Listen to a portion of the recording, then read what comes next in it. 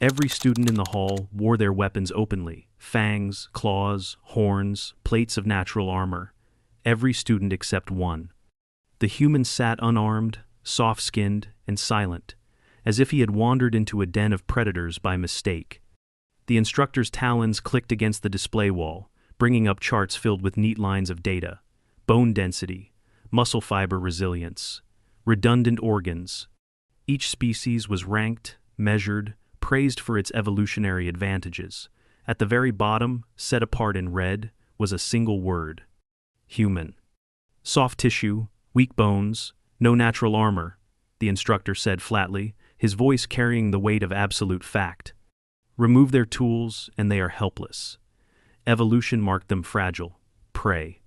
The cadets roared with laughter. A tusked warrior snapped his jaws, mimicking a human scream. Another flicked out a barbed tongue and hissed. Fragile things, they wouldn't last a heartbeat in the wild. And still the humans sat quietly in the back row, hands folded, eyes steady. No protest, no defense, just silence. Because beyond the academy walls, in the forests where no cadet dared to tread, something waited.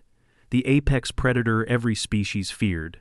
The hunter none of them had faced and lived to tell of. And before this lesson was over, the human would carry it into the classroom. His name was Jacob Miller. He had been born in a small farming colony orbiting a red dwarf, far from Earth but raised on stories of it. He had come to the academy on merit physical exams, tactical aptitude, survival scores. Yet in every lecture, in every whispered joke, the word fragile clung to him like a brand. Today's lesson was the worst yet. The instructor tapped a claw against the display, changing the chart. A new image appeared, a hulking beast, twice the size of any cadet. Its body was armored in overlapping scales. Its forelimbs ended in claws long enough to shear through steel plating. Its maw bristled with serrated fangs, curved for ripping flesh from bone. This, the instructor said, is the Vathra, apex predator of the southern continent. No cadet team has returned from its hunting grounds alive. Squads of trained warriors have fallen in minutes. And a human, without weapons, would not last seconds. The room erupted again. Cadets slapped tails against the benches. Some imitated screams. Others bet how long a human would survive before being swallowed whole. One cadet, a massive reptilian with plated brows, sneered across the aisle at Jacob. "You hear that, prey? Even your screams wouldn't echo before it ended you." Jacob met his gaze for a moment, then looked back at the display. No words, no reaction. The lesson shifted from theory to assignment. The instructor's talons clicked rapidly against the console. For your survival evaluation, you will each be deployed into designated sectors of the southern forest. Your objective: endure 3 cycles. Extraction at dawn on the 4th. Excited murmurs rippled across the hall. Cadets boasted of their natural weapons, of how they would hunt lesser creatures, of how they would claim glory. But when the instructor's eyes fell on Jacob, the murmurs turned darker. "Fragile one will be the first to die. I'll give him an hour. No, less he'll break his ankle stepping on a root." The instructor's tone held no sympathy. Assignments are non-negotiable. The human will participate. His results will serve as example. Jacob only nodded once.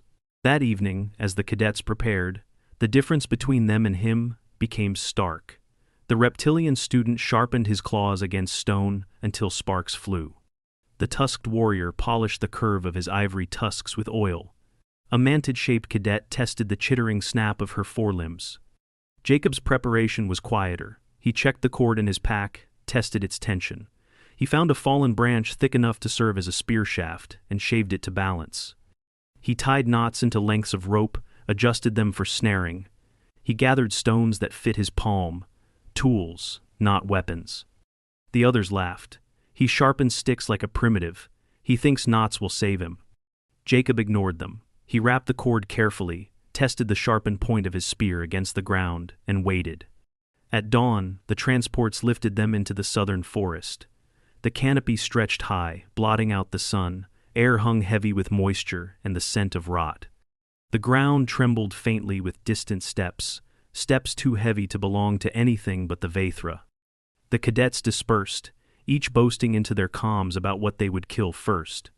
Jacob cut his calm entirely. He moved quietly, mapping his sector, marking trees, setting snares. His every step was deliberate, every sound measured. Above him, somewhere in the shadows, the predator stirred. Back at the academy, the remaining students gathered to watch the live feeds. Most expected Jacob's channel to go dark first. Bets were placed openly. Some cadets said 10 minutes, others less. No one expected the human's feed to hold. And yet, as the hours stretched on, the small display still showed him alive, quiet, focused. He was not the prey they had imagined. The southern forest swallowed sound.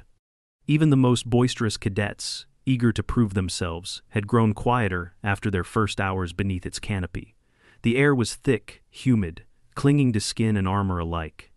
Visibility dropped to only a few meters, broken by towering trunks and vines as thick as cables.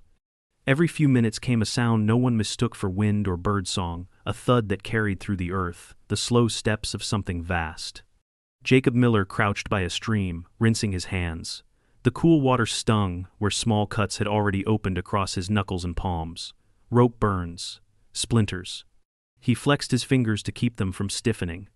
He'd built 4 snares already, 2 for small game, 2 for anything reckless enough to charge him.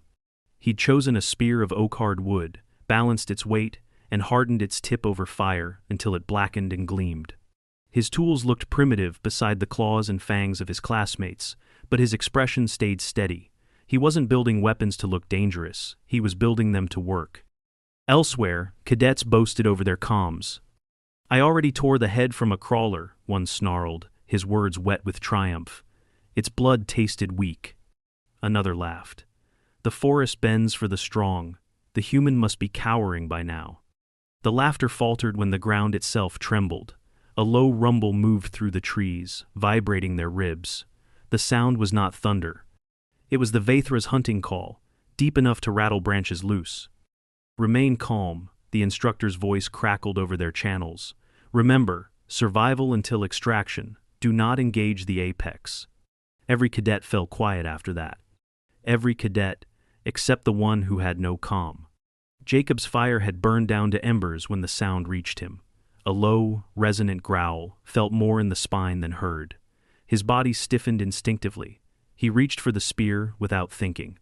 The Vaithra moved like a landslide given muscle and breath. Its scales dragged against bark as it shifted through the undergrowth. Jacob couldn't see it yet, but the forest had gone silent. No insects, no birds, not even the whisper of leaves. He crouched lower, his breathing slowed. He had learned long ago that panic wasted oxygen, wasted strength. The first glimpse came in the form of eyes twin embers, glowing faintly in the dark. Then came the sound of claws gouging bark. The beast stepped forward, massive shoulders rolling with each stride, tail lashing like a whip. Its head lowered, jaws parting to reveal teeth curved like sickles. Jacob knew the stories. No squad had returned alive. Firepower only delayed it. But he also knew something the academy didn't teach. Predators relied on expectation. They knew how prey fled, how prey panicked. He was not going to run. The first strike came faster than anything that size should have managed. The Vaithra lunged, claws outstretched, a blur of black scales. Jacob rolled aside, his spear braced low. The sharpened tip scraped scales and skidded away, leaving only a shallow groove. The beast roared. Pain lanced through Jacob's shoulder as a claw grazed him in the retreat. He stumbled back, nearly dropped the spear, then forced his grip tighter. His vision flashed with the sharp burn of torn muscle. He backed toward the traps he had set, step by step, blood running hot down his arm. Every breath hurt. He could already tell the wound was deep enough to need stitching if he survived. But pain wasn't new. He set his jaw and kept moving. The Vaithra advanced, confused by resistance where instinct promised weakness. Its nostrils flared, catching the scent of human blood, and it pressed harder. Jacob reached the snare line. He shifted left at the last second. The beast barreled forward, its massive leg catching the cord hidden under leaves. The ground erupted as the trap tightened, yanking the limbs sideways. For the first time, the predator stumbled. Jacob drove the spear upward into the exposed joint.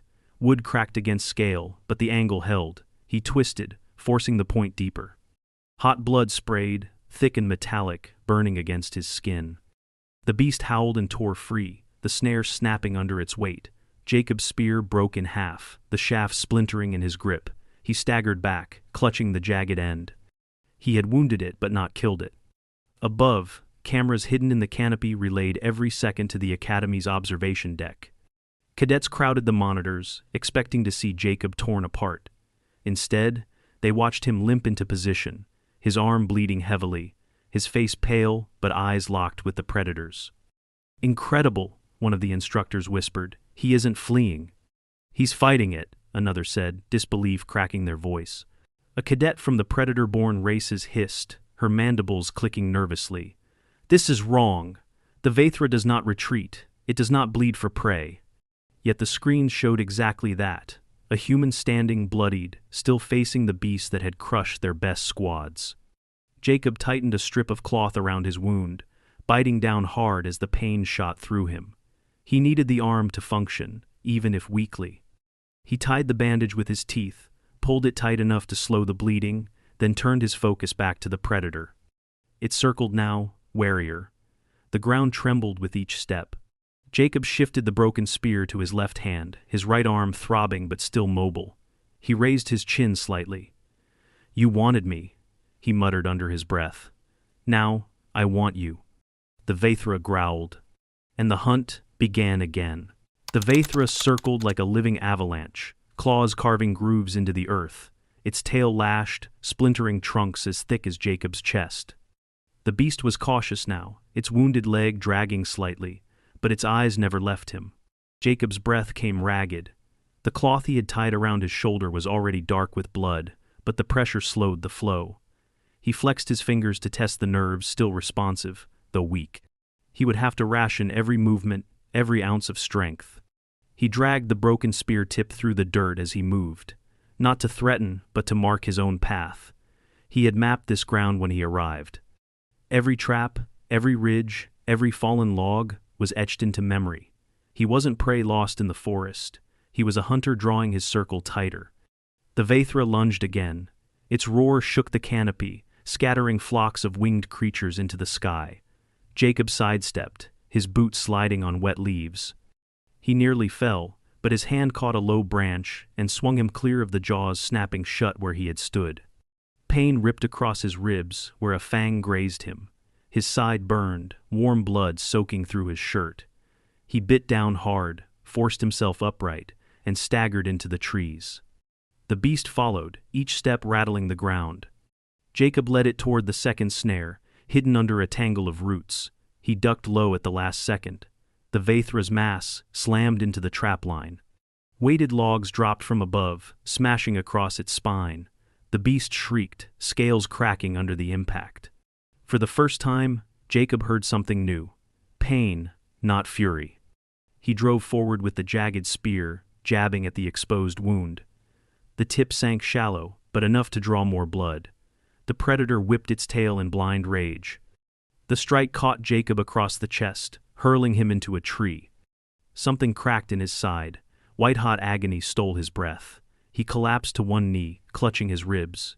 Each inhale stabbed like knives. He knew the sensation, likely one, maybe two ribs fractured.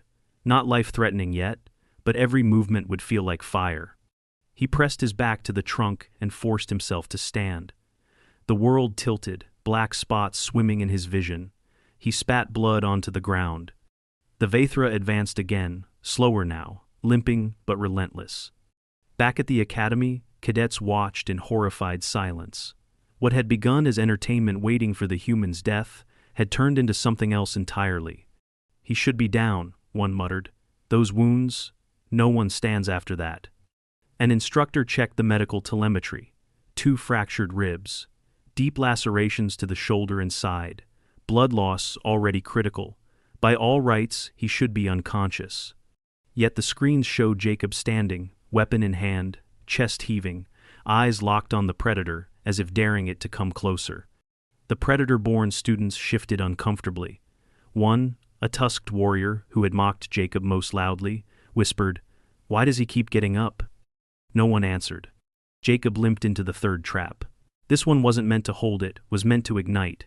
He had packed dried moss and resin at the base of a hollow trunk, set with flint stones above. As the beast pushed forward, Jacob snapped a rock against the trigger line. Flames roared up in an instant, searing the air. The Vathra shrieked, rearing back as fire licked across its scaled hide. Smoke filled the clearing, choking and hot. Jacob seized the chance. He drove the broken spear into the predator's mouth as it bellowed, jamming it between upper and lower jaws. The wood cracked but held long enough to wedge the beast's bite open. The predator thrashed, slamming Jacob against the ground. His head struck stone, vision flashing white. For a terrifying second, the world blurred. He tasted copper. He forced himself awake, clawing at the dirt until his senses sharpened again.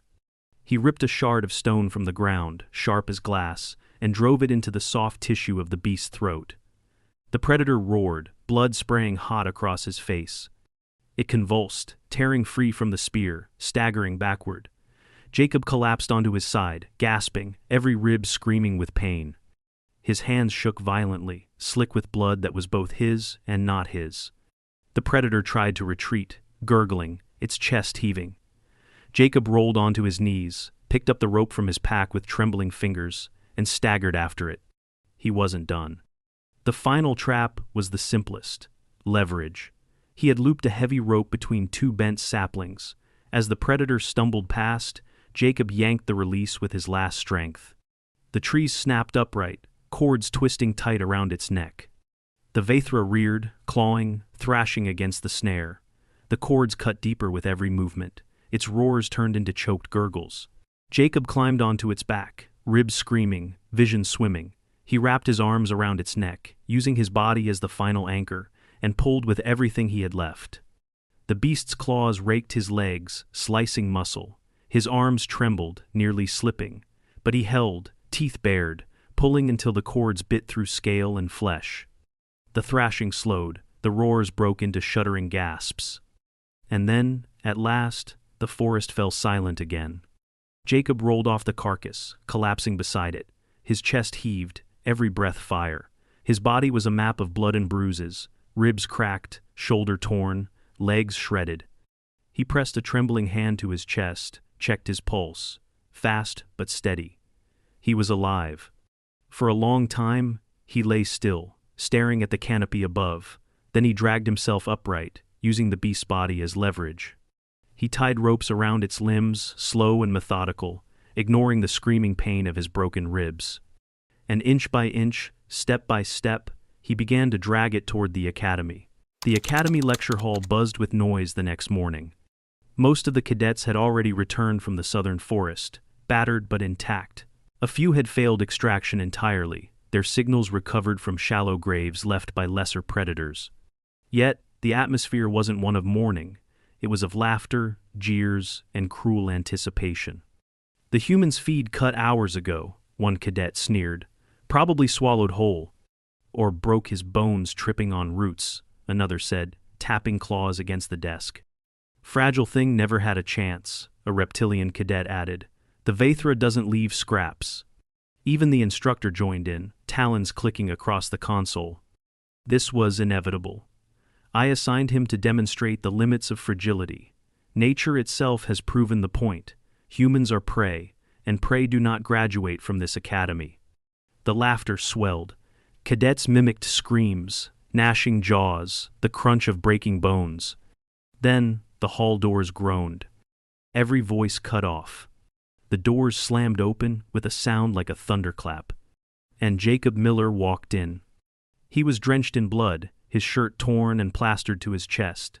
Bandages of rough cloth wrapped his shoulder and side, soaked through but holding. His legs bore long gashes that leaked with every step, yet he walked upright, dragging something massive behind him. The sound of claws scraping against stone echoed through the hall as the body followed. The Vathra. Its scaled bulk stretched the length of the aisle, gouging deep scars in the floor. Its jaws hung slack, serrated teeth glistening wet. Its throat bore the deep, twisted marks of rope and human arms. Blood still dripped fresh from the wound, steaming faintly in the cold air. The cadets froze, eyes wide, throats tight. Jacob kept walking until he reached the front of the hall. He didn't look at them, didn't smile, didn't boast. He only gripped the cords one last time and let the beast's body fall with a crash that shook the floor. The silence that followed was heavier than the carcass itself. The instructor's talons twitched against the desk. His voice cracked. This is impossible." Jacob turned his head slowly, his eyes steady despite the blood on his face. "You said no one returned from its hunting grounds." He lifted his torn shirt enough to reveal the bruising across his ribs, the blood-soaked bandages. "You were almost right." No one dared laugh now. The tusked cadet who had mocked him most loudly sank lower in his seat, unable to meet his gaze. Predator-born students with claws and armor bowed their heads, the weight of shame pressing them quiet. The Vaethra's eyes still faintly glowed, its body not yet cold. Jacob had not dragged back some ancient kill. He had brought it fresh, killed within the hour, carried on broken ribs and shredded muscles. Fragile things did not do that. Medics rushed forward, horrified at his state. They pressed scanners against his chest, whispering rapidly. 2 fractured ribs, at least. Lacerations to both thighs, deep but not severed. Blood loss critical, his pressure should have dropped him unconscious hours ago. Jacob shrugged their hands off gently. "I'll sit for treatment after this."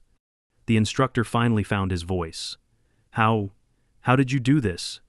Jacob looked down at the carcass. His reply was quiet, but it carried to every corner of the hall. "It was hunting me, so I hunted it back." The words rippled through the cadets like a cold wind. Simple, unadorned, not pride, not arrogance, just fact. And, in that moment, the lesson reversed. The charts on the wall meant nothing. Bone density, armor, fangs all useless against the one truth staring them in the face. Humans made strategy out of fear, weapons out of desperation, and hunters out of prey. For weeks afterward, the Academy spoke of nothing else.